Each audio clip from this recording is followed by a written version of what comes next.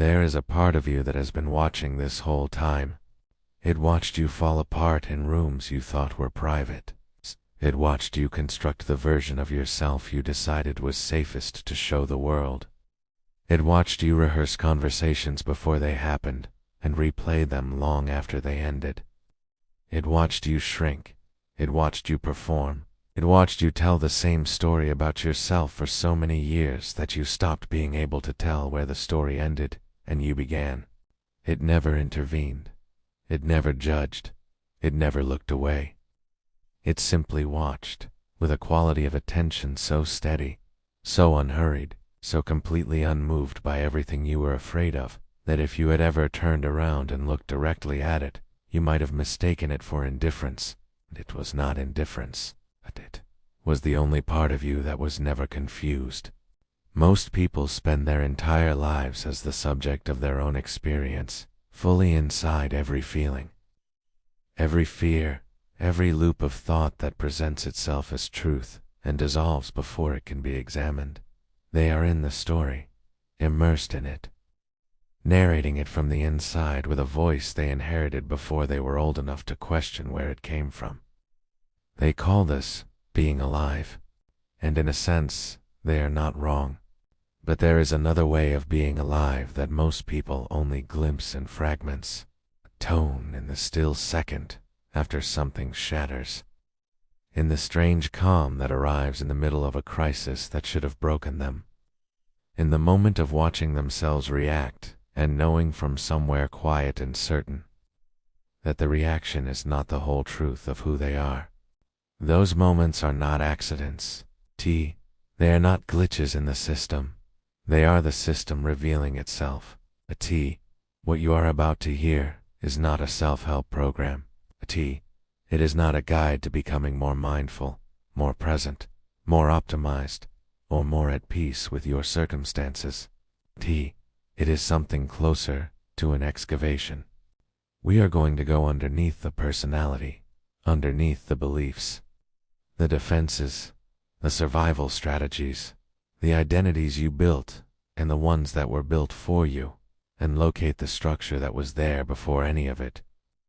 The structure that has been observing every layer of your psychological life from a vantage point so close to you that you have almost certainly never noticed it. Psychologists call it the observing self.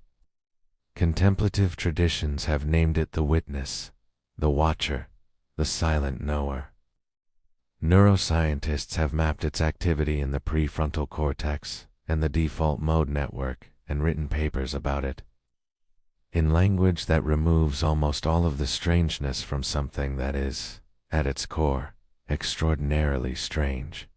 Because what we are describing when we strip away the clinical language and the spiritual vocabulary and the self-help framework is this: there is something inside you that is aware of you, not the part that thinks about you, not the inner critic, not the inner child, not the ego or the superego or the shadow, something quieter than all of those, something that does not narrate, does not evaluate, does not want anything from you, simply perceives.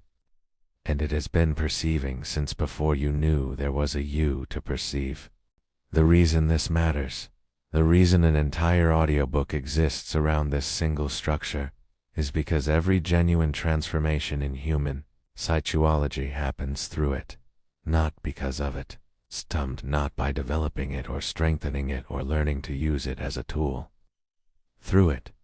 The moment a person stops being completely identified with the contents of their experience and becomes, even briefly, the one who is watching the experience, something shifts at a level that no amount of information, intention, or willpower ever reaches. This is not mysticism, mechanics.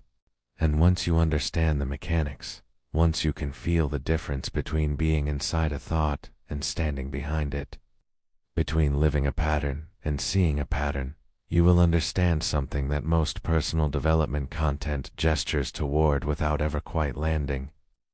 You cannot change what you cannot see, and you cannot see what you are completely identified with. So this is where we begin, not with strategies, not with frameworks, not with the story of how you got here, or what you need to do differently.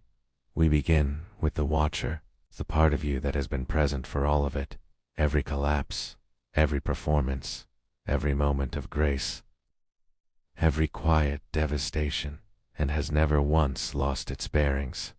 The part of you that already knows everything we are about to discuss, the part of you that recognized something in the first sentence of this audiobook and has been leaning forward ever since, not because this is new information, but because something in you has been waiting a very long time to finally hear it said out loud.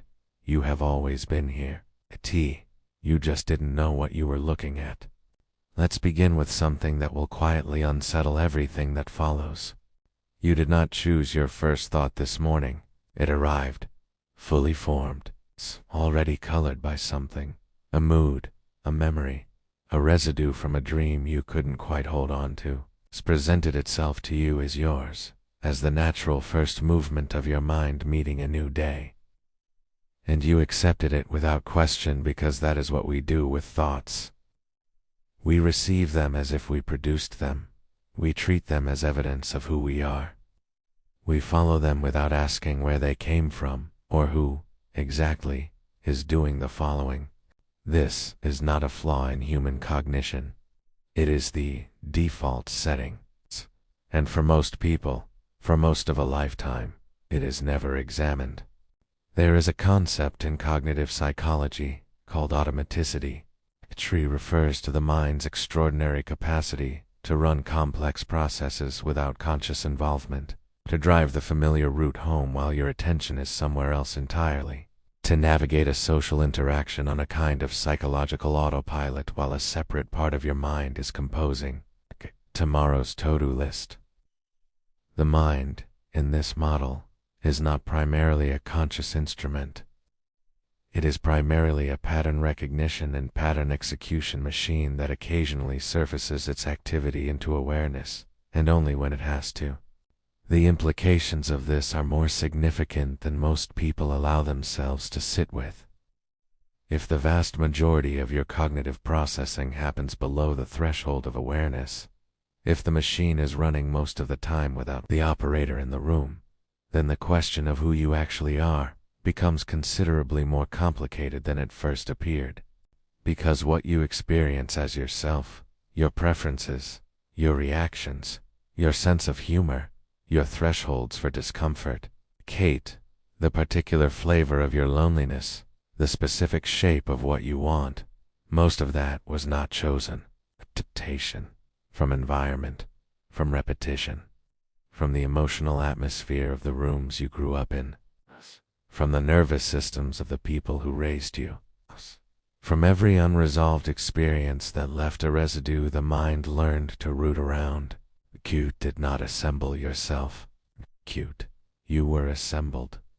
And the self that was assembled, the one you have been living inside, defending, explaining, trying to improve, trying to escape, is doing exactly what it was built to do. It is running the program it was given. This is not a comfortable thing to consider. The mind resists it, which is itself part of the program. The resistance to recognizing your own conditioning is baked into the conditioning. The stories we carry about our own autonomy, our own self-authorship, our own fundamental freedom to think and feel and choose as we wish. These stories are among the most heavily defended structures in the entire psychological architecture, not because they are true, because they are load-bearing.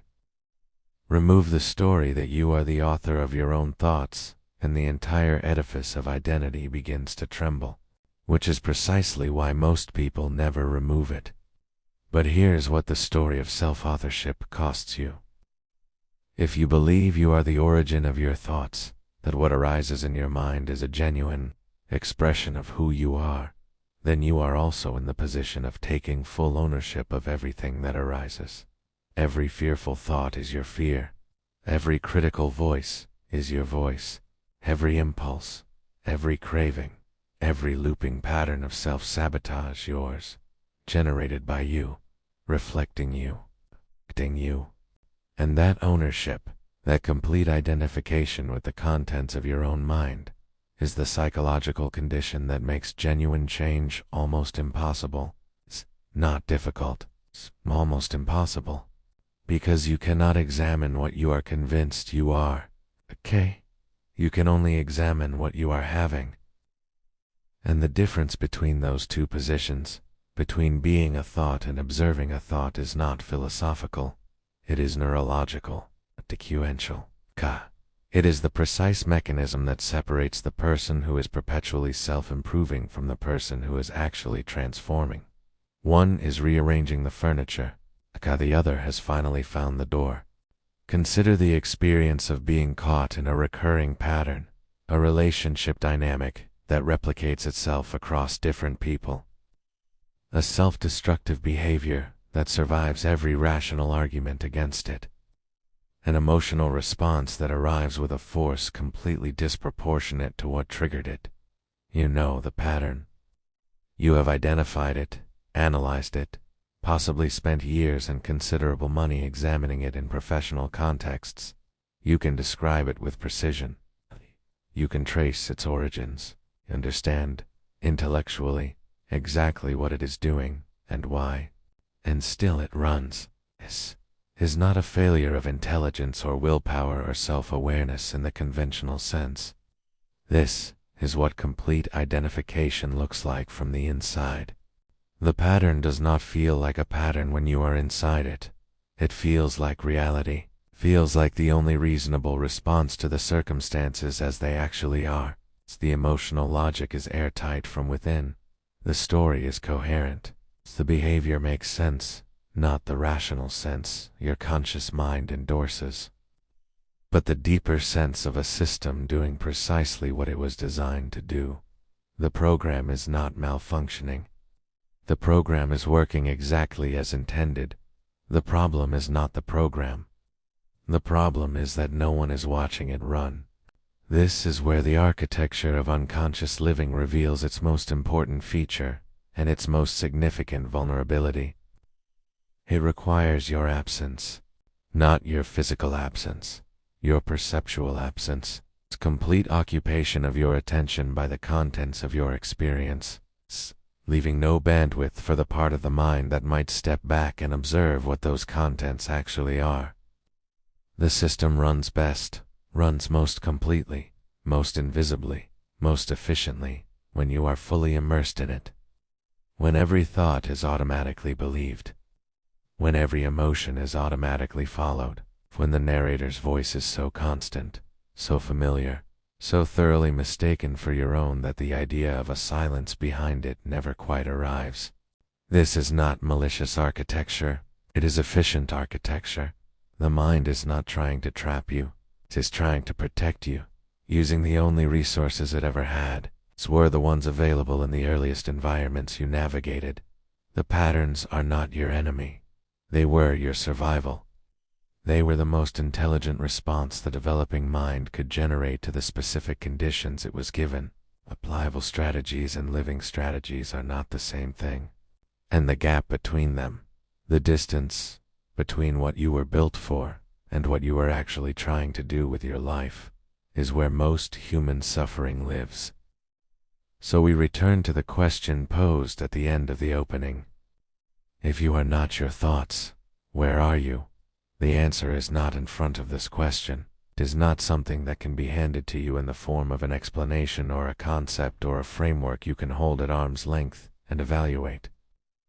The answer is something you already know from the inside. You have felt it in the second after a thought dissolved and something quiet remained.